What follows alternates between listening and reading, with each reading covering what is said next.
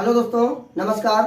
मैं रामू सर आप लोगों का अपने YouTube channel Shri agri classes में आपका बहुत बहुत स्वागत है ना। जैसा कि मेरे द्वारा संचालित की गई 2 क्लासेस आप लोगों ने देखा होगा और उम्मीद करता हूं कि आप लोगों को उसमें से अच्छा कंटेंट मिला होगा, है ना। चलिए मैं आपको अपनी अगली क्लास को कंटिन्यू करते हैं, है ना। दूसरा लेसन आज का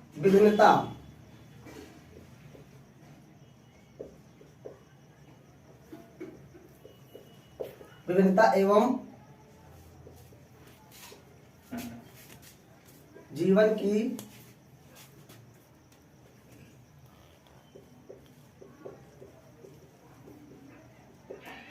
विशेषताएं। ठीक है, ये आप अपना सेकंड लेसन है, दूसरा।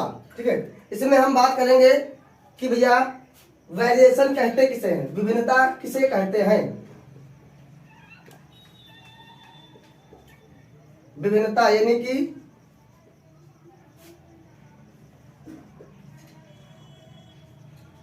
वेरिएशन, है ना। विभिन्नता किसे कहते हैं, वेरिएशन।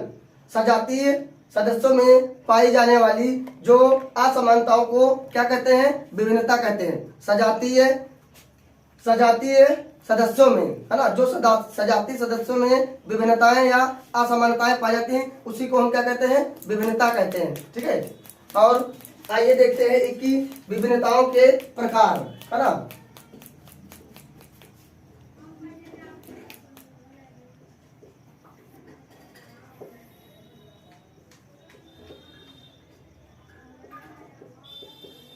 विभिन्नताओं के प्रकार, है ना। टाइप्स ऑफ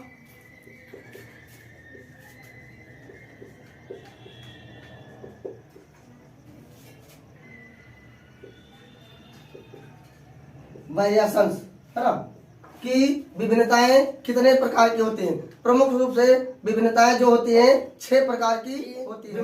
विभिन्नताओं के कितने प्रकार हैं, है ना। विभिन्नताओं के हमने बताया कि 6 प्रकार होते हैं। आइए देखते हैं एक को। पहला है जननिक विभिन्नताएं, यानी कि जर्मिनल वेरिएशंस। ठीक है, जननिक विभिन्नताएं किसे कहते हैं, आइए देखते हैं। ठीक है, कि जीव के जनक द्रव्य में पाई जाने वाली विभिन्नताओं को, है ना, जीव के जनन द्रव्य में पाई जाने वाली विभिन्नताओं को जननिक विभिन्नताएं कहते हैं। क्या कहते हैं, जननिक विभिन्नताएं कहते हैं। ठीक है, दूसरा है, ठीक है, अगर इसका उदाहरण देखा जाए कि जो बाल होते हैं, बालों व नेत्रों का रंग, है ना, इसका जो एग्जाम्पल हो जाएगा, है ना, बाल और नेत्रों का रंग। ठीक है, दूसरा है कि उपार्जित विभिन्नताएं, यानी कि एक्वायर्ड वेरिएशंस। उपार्जित विभिन्नताएं किसे कहते हैं, है ना। दूसरा है उपार्जित विभिन्नताएं जीव के, है ना, जीव की जननी कोशिकाओं के अंतर्गत, है ना। अच्छा, दूसरा वाला है उपार्जित वाला, है ना। जीव की जनन कोशिकाओं के अतिरिक्त समस्त शारीरिक भागों में जो विभिन्नताएं पाई जाती हैं, जो असमानताएं पाई जाती हैं, उसको क्या कहते हैं, उपार्जित विभिन्नताएं कहते हैं। ठीक है, क्या कहते हैं, उपार्जित विभिन्नताएं कहते हैं। इसमें उदाहरण क्या हो जाएगा, त्वचा के रंग में परिवर्तन, है ना, उपार्जित विभिन्नताओं में हो जाएगा त्वचा के रंग में परिवर्तन। तीसरा वाला है अपना विच्छिन्न विभिन्नताएं, यानी कि डिसकंटिन्यूअस वेरिएशन। तीसरा है विच्छिन्न विभिन्नताएं।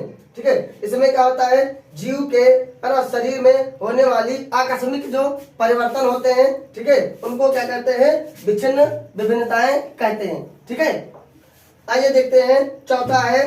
ठीक है, चौथा अपना है कि हाँ, इसका उदाहरण, है ना, विच्छिन्न विभिन्नताओं का उदाहरण क्या हो जाएगा, कभी कभी जो हाथ या पैर में कभी कभी कुछ लोगों को क्या हो जाता है, 4 या 5, है ना, 4 उंगलियां सबके होती है, 5, कभी कभी एक ज्यादा या कम हो जाती है। ठीक है, वो हो जाएगा।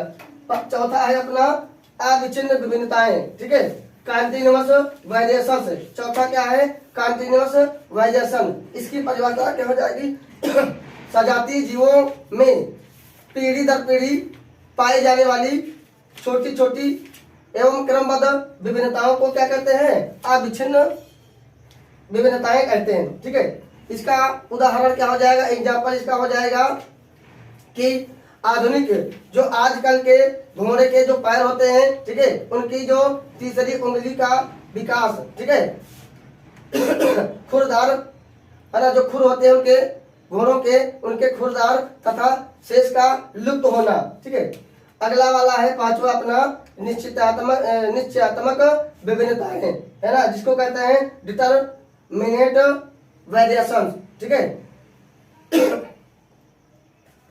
इसकी परिभाषा क्या हो जाएगी? जैव विकास में निरंतर पाई जाने वाली विभिन्नताओं को क्या कहते हैं?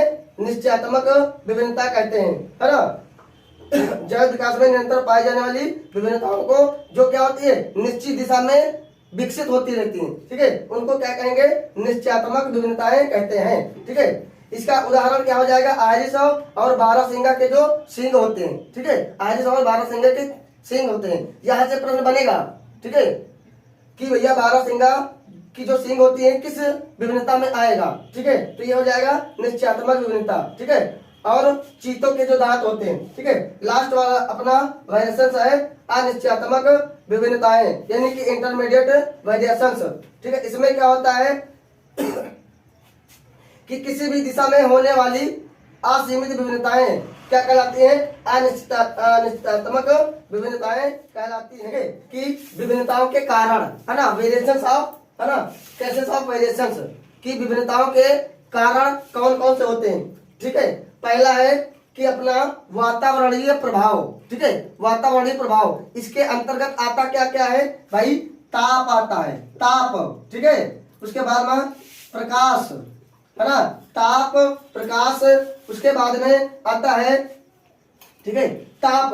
ताप का विभिन्नताओं पर क्या प्रभाव पड़ता है? ठीक है, ताप का प्रभाव पड़ता है कि ताप जिस पर अधिक पड़ेगा, ठीक है, उस पर क्या होगा? वातावरणीय प्रभाव के ऊपर काफी प्रभाव जो है पड़ता है। ठीक है, उसके बाद प्रकाश का भी प्रभाव पड़ता है। ठीक है ना, भोजन का भी काफी प्रभाव पड़ता है। उसके बाद दूसरा आता है जीन ढांचों में परिवर्तन। क्या होता है? जीन ढांचों में परिवर्तन होता है। ठीक है, अब जीन ढांचों में कैसे परिवर्तन होता है, आइए उसको देखते हैं। कि इसके अतिरिक्त, है ना, इसके कारण उत्पन्न जो दशाएं होती हैं, इसके कारण उत्पन्न जो दशाएं होती हैं वंशागत होती हैं। और क्या होता है? लिंगी जनन या उत्परिवर्तन के कारण जीन ढांचे में परिवर्तन आ जाता है। ठीक है, उसके बाद इसमें दो चीजें होती हैं, एक होता है द्वैत जनकता, ठीक है, एक होता है अर्धसूत्री विभाजन। द्वैत जनकता, द्वैत जनकता का मतलब होता है, जनकता मतलब है पेरेंट्स, ठीक है, एक माता और एक पिता, ठीक है, दो हो जाते हैं, तो इसको कहेंगे द्वैत जनकता। उसके बाद आता है अर्धसूत्री विभाजन। ठीक है, अर्धसूत्री विभाजन क्या होता है? ठीक है, कि आधे जो क्रोमोसोम आधे गुणसूत्र होते हैं माता से और आधे पिता से आते हैं। ठीक है, तो इस प्रकार ये अर्धसूत्री विभाजन होता है। ठीक है, जैसे कि माता में होता है 46 गुणसूत्र और पिता में भी 46 गुणसूत्र आता है। ठीक है, और इसमें 23 आते हैं और इससे भी क्या आते हैं? 23। तो अगली वाली जो संतान होती है उसमें कितने हो जाते हैं? 46 गुणसूत्र। ठीक है, तो ये हो जाता है अर्धसूत्री विभाजन। क्या होता है? इसको कहते हैं अर्धसूत्री विभाजन। ठीक है, आधे गुणसूत्र यहाँ से आए और आधे यहाँ से आए। ठीक है, इसमें भी 46 हो जाते हैं। ठीक है, तो ये था। ठीक है, उसके बाद में होता है कि फलस्वरूप विभिन्नताएं कई प्रकार की होती हैं, है ना। जीवन उत्परिवर्तन, ठीक है, जीवन उत्परिवर्तन में क्या होता है? इसमें किसी लक्षण विशेष के जीन की रासायनिक संरचना में क्या हो जाता है? गुणसूत्र पर स्थित इस गुणसूत्र की जो स्थिति होती है वह बदल जाती है, क्रोमोसोम की जो स्थिति होती है वह बदल जाती है। ठीक है, तो ये था हमारा विभिन्नताओं के कारण, यानी कि क्या क्या कारण हो सकते हैं वेरिएशंस के, विभिन्नताओं के। ठीक है, आइए अब अपना अगला है ये टॉपिक, अगला टॉपिक है कि विकास में विभिन्नताओं का महत्व। क्या महत्व होता है विकास में, है ना। तो विकास में क्या महत्व होता है? विभिन्नताएं जैव विकास का आधार होती हैं। जो वेरिएशंस होता है वह जैव विकास का क्या होती है? आधार होती है। ठीक है, उसके बाद ये लाभदायक और हानिकारक दोनों भी प्रकार से हो सकती हैं। ठीक है, लाभदायक विभिन्नताएं पीढ़ी दर पीढ़ी वंशागत होती रहती हैं। ठीक है, जिसके परिणाम स्वरूप क्या होती है? नई जाति का विकास होता है। ठीक है, जिसके कारण क्या होता है? नई जाति का विकास होता है। ठीक है, अब आइए देखते हैं कि जैव विविधता किसे कहते हैं। ठीक है, यहाँ से प्रश्न पूछा जाता है कि भैया जैव विविधता से आप क्या समझते हैं? टिप्पणी लिखने को आ जाता है। ठीक है, आइए देखते हैं कि जैव विविधता किसे कहते हैं। ठीक है, कि इस पृथ्वी पर, है ना, 10 लाख से अधिक है ना, जीव जंतुओं की जो प्रजाति खोजी जा चुकी है 10 लाख से अधिक। उसके बाद 3,43,000 है ना, 3,43,000 जो वनस्पतियों की प्रजातियों को खोजा जा चुका है, और न जाने कितने अभी बाकी है जिनको हम लोग नहीं जानते हैं, है ना, वैज्ञानिक लोग नहीं पहचान चुके। ठीक है, आइए इसकी हम परिभाषा की बात करते हैं कि भैया जैव विविधता बायोडायवर्सिटी किसे कहते हैं। ठीक है, तो इस पृथ्वी पर, है ना, इस संपूर्ण पृथ्वी पर पाई जाने वाली समस्त जीव जंतुओं के मध्य जो विभिन्नता पाई जाती है, ठीक है, उसे क्या कहते हैं, जैव विविधता कहते हैं। इस पृथ्वी पर समस्त जीव जंतुओं के मध्य या पेड़ पौधों के मध्य जो समानताएं या असमानताएं जो पाई जाती है, जो विभिन्नता पाई जाती है, उसी को क्या कहते हैं, जैव विविधता कहते हैं। ठीक है, आइए कुछ पॉइंट समझ लेते हैं कि भैया जैव विविधता कब मनाया जाता है। जैव विविधता दिवस कब मनाया जाता है, तो ये मनाया जाता है 22 मई को। कब मनाया जाता है, 22 मई को मनाया जाता है। ठीक है, अब आइए देखते हैं। ठीक है, उसके बाद में इसको जैव विविधता शब्द किसने दिया था, एक वैज्ञानिक थे रोजन ने जैव विविधता शब्द दिया था। रोजन नामक वैज्ञानिक सन 1985 में ये शब्द दिया था, है ना, जैव विविधता शब्द दिया था। ठीक है, तो 2-3 पॉइंट यहाँ से ध्यान रखना है।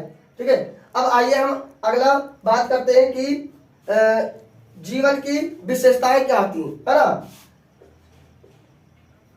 जीवन की विशेषताएं।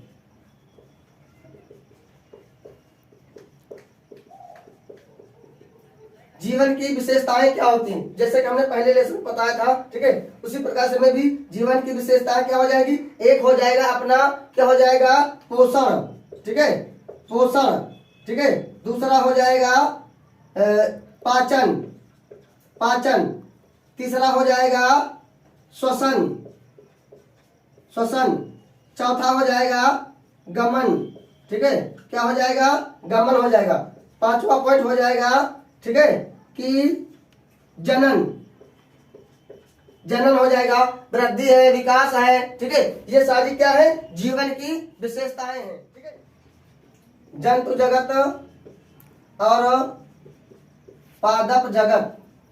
ठीक है, जंतु जगत, वैसे तो जगत होते हैं 5, मोनेरा जगत, प्रोटिस्टा जगत, कवक जगत, ठीक है, और जंतु जगत, पादप जगत, 5 जगत होते हैं। ठीक है, तो यहाँ से देखना है जंतु जगत और पादप जगत में अंतर क्या होता है ना। जंतुओं में वृद्धि क्या होती है, कुछ समय के बाद में रुक जाती है ना। जंतुओं में वृद्धि यानी पूरे लाइफ में नहीं चलती है। ठीक है, और जो पादप होते हैं इसमें पूरे जीवन काल वृद्धि क्या होती है, चलती रहती है। ठीक है, पहला पॉइंट हो गया कि जंतुओं में क्या होती है, वृद्धि कुछ समय के बाद में रुक जाती है, और पादपों में क्या होती है, पूरे लाइफ वृद्धि का कार्यक्रम चलता रहता है। ठीक है, दूसरा पॉइंट है कि जो जंतु होते हैं ये क्या होते हैं, ये विचरण करते हैं, यानी कि गमन करते हैं, है ना।